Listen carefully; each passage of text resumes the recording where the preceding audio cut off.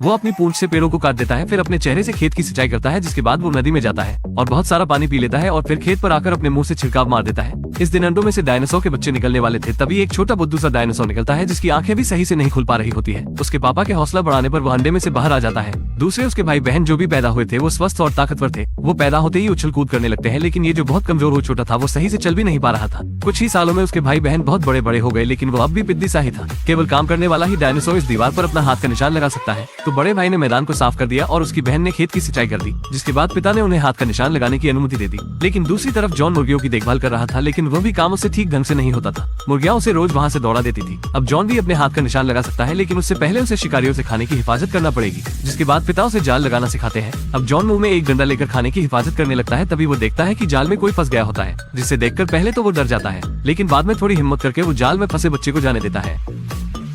पापा को इस बात का पता लगता है तो वो जॉन पर बहुत गुस्सा होते हैं, फिर उसे अपने साथ लेकर उस जंगली बच्चे को पकड़ने के लिए निकल जाते हैं। लेकिन किसे पता था मौसम खराब हो जाएगा और बिजली और तूफान आने लगेगा। इधर जॉन फिसलकर गिरने लगता है। ये देखकर पापा उसे घर ले जाने की सोचने लगते हैं, लेकिन अगले ही पल उनकी नजर बाढ़ पर पड़ती है जो उन्हीं की तरफ आ रही होती है। ये देखकर पिता अपने बच्चे को ऊपर चट्टान पर फेंक देता है, लेकिन वो खुद से नहीं बच पाता है और बाढ़ के साथ चला जाता है। पिता को खोने के बाद जब उसने देखा कि उसकी माँ अकेले काम करते थक जा रही थी, तो वो उनका हाथ बटाने के लिए राजी हो गया। एक दिन जब जॉन खाने को जमा कर रहा था तो उसने अंदर देखा कि वही जंगली बच्चा उसका खाना चुरा कर खा रहा होता है, जिसके बाद वो कसम खा लेता है कि इस बार वो उसे नहीं जाने देगा। फिर वो उसके पीछे लग जाता है, लेकिन जब वो उसे पकड़ रहा होता है तभी वो अचानक नदी में गिर जाता है। पानी की धार बहुत तेज थी, इसलिए पानी उसे बहुत दूर तक अपने साथ ले जाता है। अब जब जॉन को होश आता है तो वह देखता है कि वो बच्चा ऊपर से उसे देख रहा होता है, जिसके बाद वो गुस्सा होकर चट्टान के ऊपर चढ़ जाता है, लेकिन वो वहाँ पर उसे नहीं मिलता है। तो वो नदी के सहारे अपने घर पर आने की कोशिश करने लगता है, लेकिन बीच रास्ते में उसे भूख लग जाती है, जिसके बाद वो एक अंगूर के पेड़ के पास रुक जाता है। लेकिन वो जितनी भी कोशिश कर ले अंगूर के पास वो नहीं पहुँच पाता है। तभी अचानक उसके नीचे रखा पत्थर फिसलने लगता है। जॉन का पैर गिरकर पत्थर के नीचे फंस जाता है, लेकिन अगले दिन वो अपने आप निकल जाता है, क्योंकि उसके पैर के नीचे की मिट्टी किसी ने हटा दी होती है। उसे लगने लगता है कि यह वही बच्चा होगा। थोड़ी ही देर में बारिश होने वाली होती है, लेकिन जॉन इस बार बिल्कुल अकेला होता है, इसलिए वो थोड़ा सा घबरा रहा होता है। जिसके बाद वो पानी से बचने के लिए एक टेंट बनाने लगता है। तभी वो देखता है कि एक चूहा उसकी तरफ देख रहा होता है, जिसके बाद वो टेंट बनाकर उसमें बैठ जाता है और चूहे को चिढ़ाने लगता है। लेकिन तभी चूहा ये सब देखता है, फिर वो दो चूहे को और बुला लाता है, जिसके बाद में तीनों अजीब आवाज निकालकर उसका मजाक उड़ाने लगते हैं।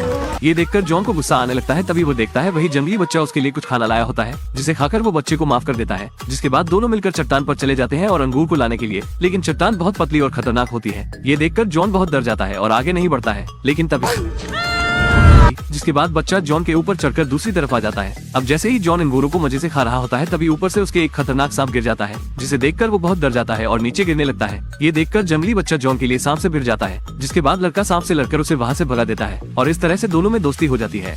जॉन को सांप से बचाने के बाद बच्चे की जॉन से दोस्ती हो जाती है और जॉन उसका नाम जैक रख देता है। जिसके बाद दोनों साथ में घर की तरफ जाने लगते हैं। अब रात में जब वो सोने के लिए रुकते हैं तो जॉन को अपने परिवार की याद आने लगती है। इधर जैक भी अपने जुन को याद कर रहा होता है। तभी वो देखते हैं कि उन दोनों के ही परिवार उनसे बिछड़ गए होते हैं, इसलिए दोनों मायूस होकर आपस में लेटकर सो जाते हैं। अगले दिन जब वो घर की तरफ जा रहे होते हैं तभी बड़ी तेज से आंधी तूफान चलने लगता है। तभी जॉन को देखकर याद आता है कि ऐसा ही कुछ उस दिन हुआ था जिस दिन उसके पिता उससे बिछड़ गए थे, इसलिए वो बहुत डर जाता है और एक पत्थर के पीछे जाकर लेट जाता है। अब जब वो पत्थर से निकलता है तो वो देखता है नदी बिल्कुल जम चुकी होती है और पत्ते भी सब झड़ गए होते हैं, इसलिए उन्हें पता ही नहीं लग रहा होता है कि घर का रास्ता किधर से है, इसलिए वो घर नहीं जा सकते हैं। तभी कुछ उड़ने वाले डायनासोर का झुंड वहाँ पर आ जाता है। फिर उनमें से एक बताता है कि वो जंगल के रक्षक है। जिसके बाद जॉन उनसे उसके घर का रास्ता बताने में मदद के लिए कहने लगता है। तभी उनमें से एक डायनासोर लकड़ी में से गिलहरी को निकाल कर खा जाता है, जिसे देखकर जॉन और जैक दोनों डरकर वहाँ से भागने लगते हैं। लेकिन उड़ने वाले डायनासोर उनका पीछा करने लगते हैं। जॉन अपनी पूरी स्पीड से भागने की कोशिश करता है। अब जब वो उनका खाना बनने वाले होते हैं तभी दो टीरेक्स भाई वहाँ आ जाते हैं और उन शैतानों को मारकर भगा देते हैं। जब जॉन और जैक को पता लगता है कि टीरेक्स अपने झुंड से बिछड़ गए होते हैं तो जैक उनकी गंध सूखने लगता है। जैक ने टीरेक्स की गंध सूंघी और कुछ समय में उनका झुंड ढूंढ निकाला, लेकिन वहाँ पर दूसरे शैतान डायनासोर होते हैं, इसलिए टीरेक्स जॉन से उनका ध्यान भटकाने के लिए कहते हैं। जिसके बाद जॉन वहाँ जाकर खड़ा हो जाता है और डर कर कांपने लगता है। फिर वो थोड़ी हिम्मत करके दहाड़ने की कोशिश करता है, लेकिन उसकी आवाज एक पप्पी की तरह निकलती है। जिसके बाद शैतान डायनासोर उस पर हमला कर देते हैं, लेकिन इतनी देर में टीरेक्स भाई बहन आ जाते हैं। जॉन डर कर पत्थर के पीछे छुप जाता है, लेकिन जब शैतान डायनासोर टीरेक्स को गिरा देते हैं तो वो इतनी हिम्मत कर लेता है कि वो उस शैतान डायनासोर से जाकर लड़ने लगता है और उन्हें वहाँ से भगा देता है। जिसके बाद टीरेक्स अपने झुंड को लेकर वापस आ जाते हैं। अब जब वो रात में खाना खा रहे होते हैं तभी एक टीरेक्स जॉन को बताता है यहाँ पर जिंदा रहने के लिए कमजोर को भी ताकतवर बनना पड़ता है। ये सुनकर जॉन भी तय कर लेता है कि वो ताकतवर डायनासोर बनकर दिखाएगा। एक दिन जब वो झुंड को टहलाने ले जा रहे थे तभी अचानक जॉन की नजर स्नो माउंटेन में पड़ जाती है। अगर वो उसकी नदी से जाएगा तो वो सीधा अपने घर पहुंच जाएगा, इसलिए जॉन टीरेक्स भाई बहन को अलविदा कहकर उसकी तरफ बढ़ जाता है। अब जब वो घर पर जा ही रहे होते हैं तभी उन्हें फिर उड़ने वाले डायनासोर मिल जाते हैं। फिर वो जैक को उठा ले जाते हैं, जिसके बाद वो जॉन को चट्टान से नीचे फेंक देते हैं। गिरने के बाद जॉन झाड़ियों में जाकर फंस जाता है, लेकिन तभी वो देखता है अचानक उसके पापा उसके सामने आ जाते हैं।